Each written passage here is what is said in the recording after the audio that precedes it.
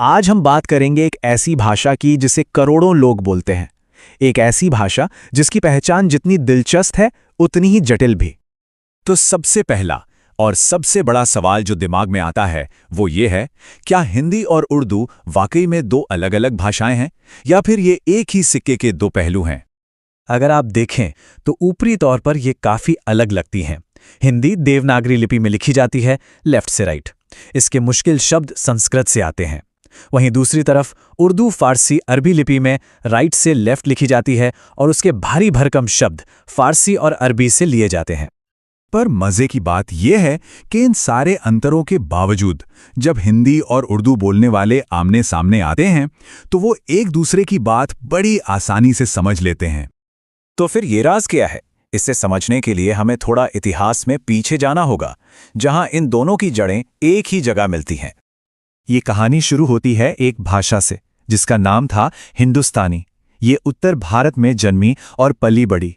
ये वो भाषा थी जो उस समय आम बोलचाल में इस्तेमाल होती थी और इसी से आज की हिंदी और उर्दू निकली हैं। इसका सफर कोई छोटा मोटा नहीं, 1000 साल से भी ज्यादा लंबा है। इसकी जड़ें जाती हैं 7वीं सदी की शौरसेनी प्राकृत तक। फिर दिल्ली सल्तनत के दौर में दरबार की भाषा फारसी का इस पर गहरा असर पड़ा और फिर आया 19वीं सदी का दौर जब हिंदी और उर्दू को अलग अलग स्टैंडर्ड भाषा बनाने का काम शुरू हुआ। आखिर में 1949 में देवनागरी लिपि वाली हिंदी को भारत की आधिकारिक भाषा का दर्जा मिला। तो सवाल ये उठता है कि एक ही भाषा की ये धारा दो अलग अलग रास्तों पर कब और क्यों चल पड़ी? ये बंटवारा हुआ कैसे? देखिए, ये जो अलगाव हुआ ये कोई अचानक नहीं हुआ। ये एक सोचा समझा फैसला था और इसके दो मेन कारण थे। पहला, लिखने का तरीका यानी लिपि। हिंदी ने देवनागरी को चुना तो उर्दू ने फारसी अरबी लिपि को। दूसरा कारण था मुश्किल और अकादमिक शब्दों का स्रोत। हिंदी ने इसके लिए संस्कृत की तरफ देखा और उर्दू ने फारसी और अरबी की तरफ।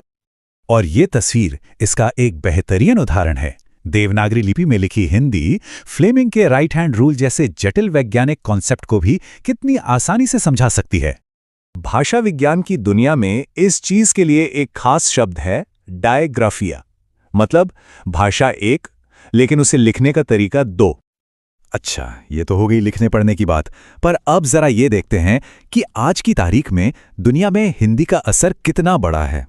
मतलब आज ये कहाँ खड़ी है। आंकड़ा देखिए, 52 करोड़ 80 लाख। इतने सारे लोग हिंदी को अपनी पहली भाषा, अपनी मातृभाषा मानते हैं। ये संख्या बहुत बड़ी है। और बात यहीं खत्म नहीं होती जब हम इसमें उर्दू बोलने वालों को भी जोड़ दें, क्योंकि बोलचाल में तो वो एक दूसरे को समझ ही लेते हैं, तो ये दुनिया की तीसरी सबसे ज्यादा बोली जाने वाली भाषा बन जाती है। इसका जो ऑफिशियल स्टेटस है वो सिर्फ भारत तक ही सीमित नहीं है। भारत में तो ये केंद्र सरकार की आधिकारिक भाषा है ही, साथ ही कई राज्यों और केंद्र शासित प्रदेशों में भी। लेकिन क्या आप जानते हैं कि ये दक्षिण अफ्रीका में एक संरक्षित भाषा है और अबू धाबी में तो इसे कोर्ट की आधिकारिक भाषा का भी दर्जा मिला हुआ है। और यहीं से हम एक बहुत ही अहम और मौजूदा बहस पर आते हैं जो भारत के अंदर ही चल रही है।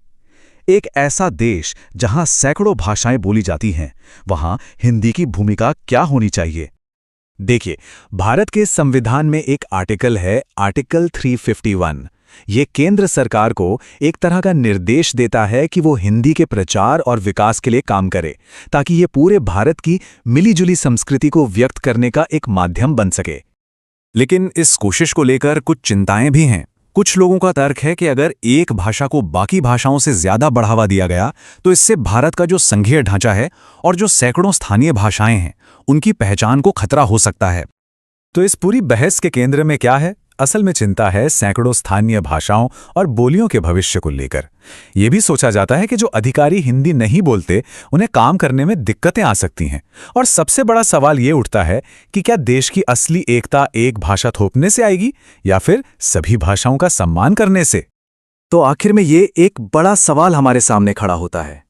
एक ऐसा देश जहां इतनी सारी भाषाएं बोली जाती हैं, वहां एकता की असली भाषा क्या है? क्या वो कोई एक भाषा है या फिर सभी भाषाओं को एक साथ लेकर चलने का जज्बा?